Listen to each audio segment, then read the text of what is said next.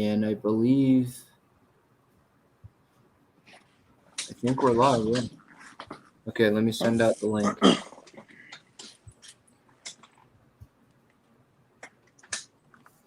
We're live, yeah. Okay, let me send out the link.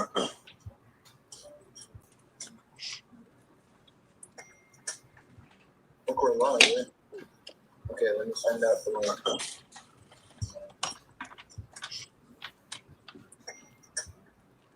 We're live, yeah.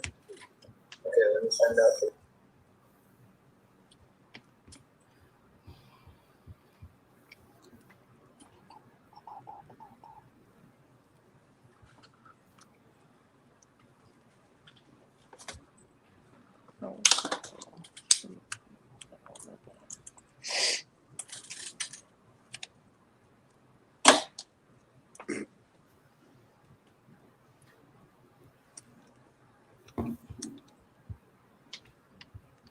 All right, let me know when you're ready. Good. I'm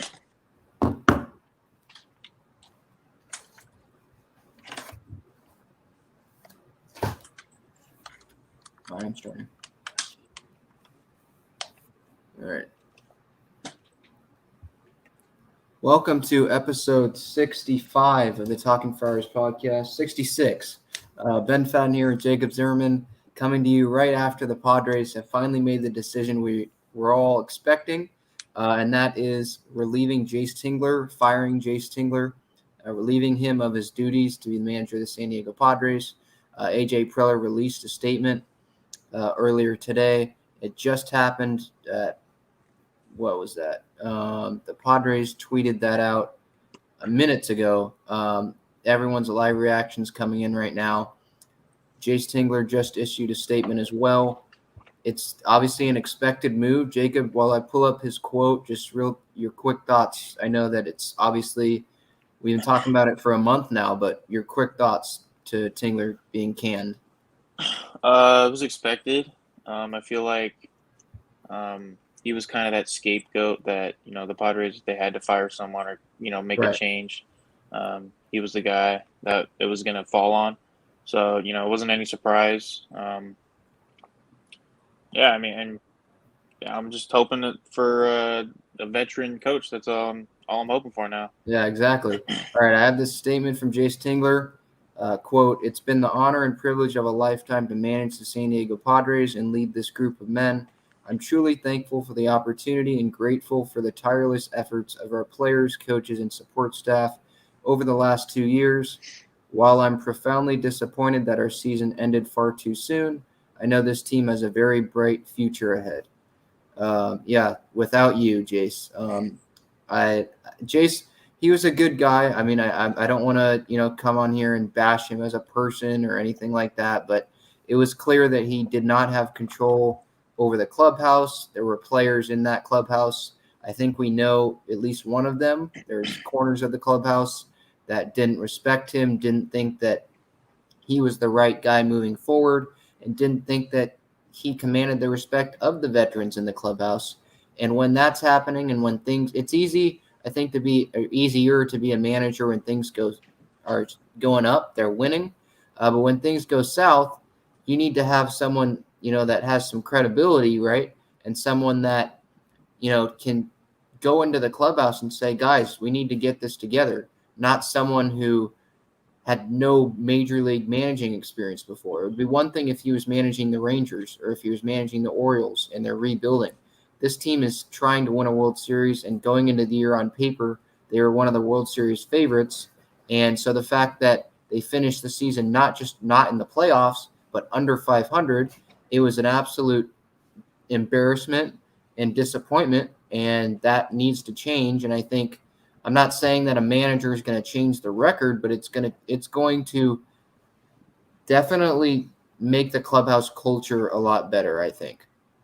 Yeah, it's gonna change a lot of things, just the culture around that team, I feel, because it was obvious, as you said, Jayce didn't have control of a lot of his players. Sometimes it felt like he didn't have control of the lineups. Maybe something with Preller, telling him how to manage, how to, create the lineups, whatever. But we just need I feel like, now we need a guy that, you know, he's going to go in and he's going to say, okay, this is how I'm going to manage. You guys can provide your insight, but, at the end of the day, it's my call because he's the manager. Um, we need someone like that, and it was obvious that Jayce Tingler was not that guy. Yeah, Jayce Tingler, his career 2 years as the Padres manager went 116 and 106, a 523 winning percentage, which is not very good at all considering that the team made the playoffs last year. And so to only finish with a record 10 games over 500, that just shows obviously how bad of a season that they had.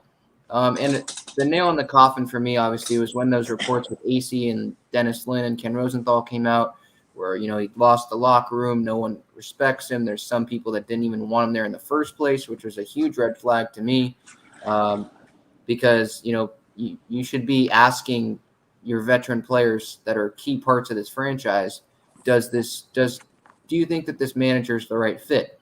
That obviously wasn't the case.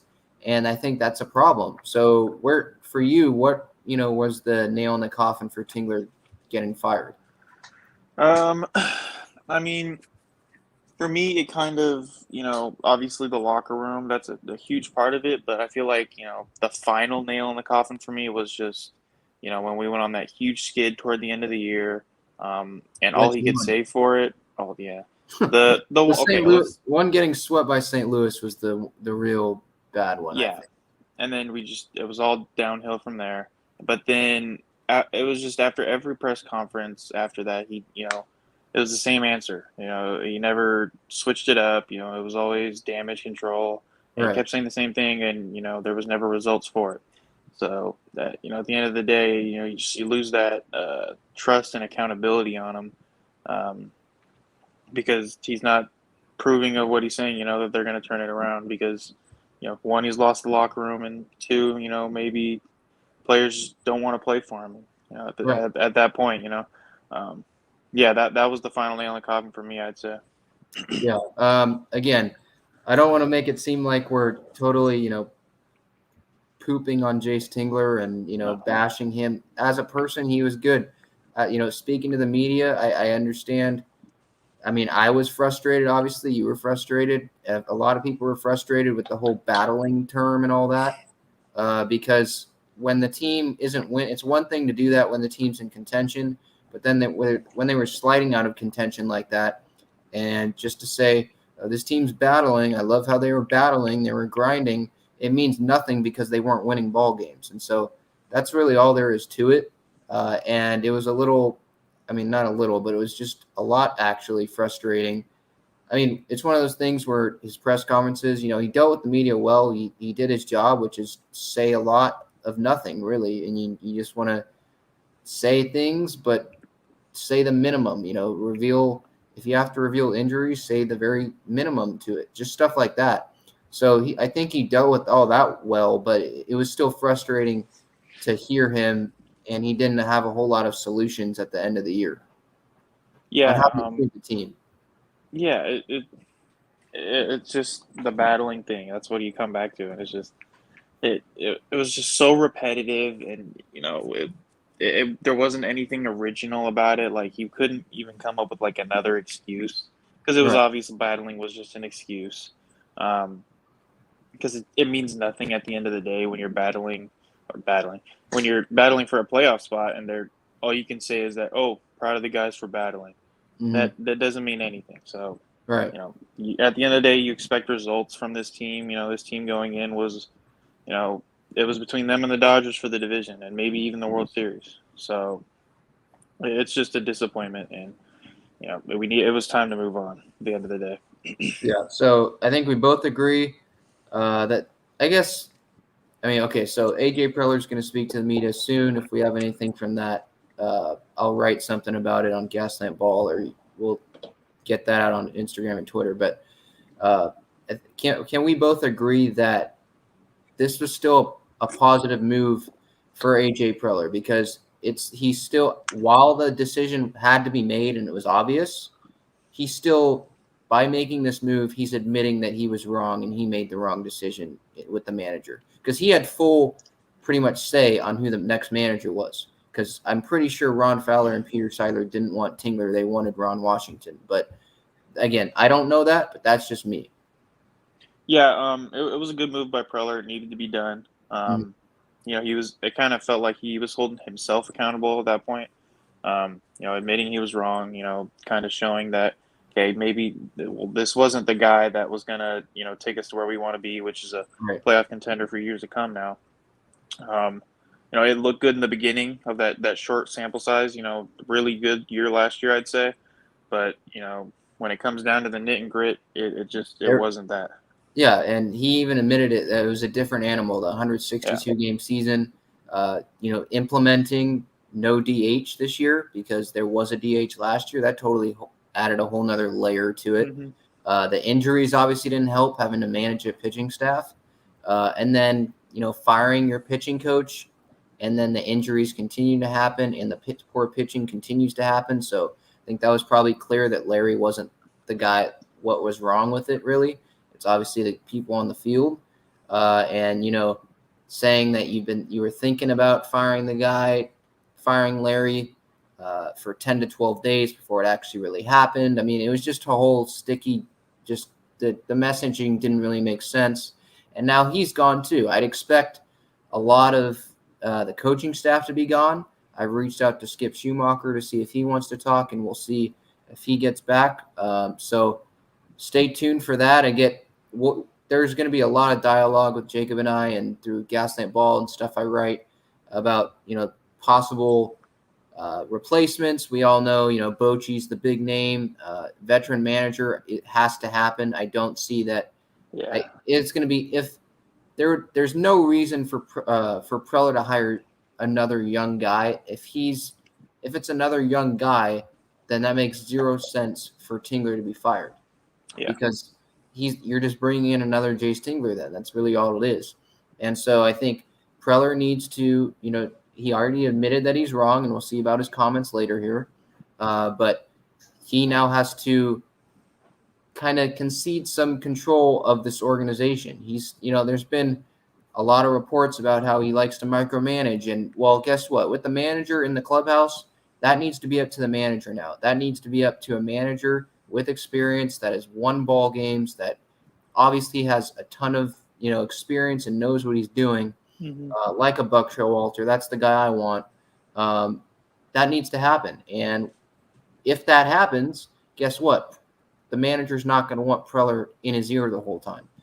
It's going to be a collaborative effort. But with this, like example for the lineup, that's the manager needs full control over that. Yeah. And those managers that have the full control, the Joe Maddens, just the veteran Bochy obviously had full control over it.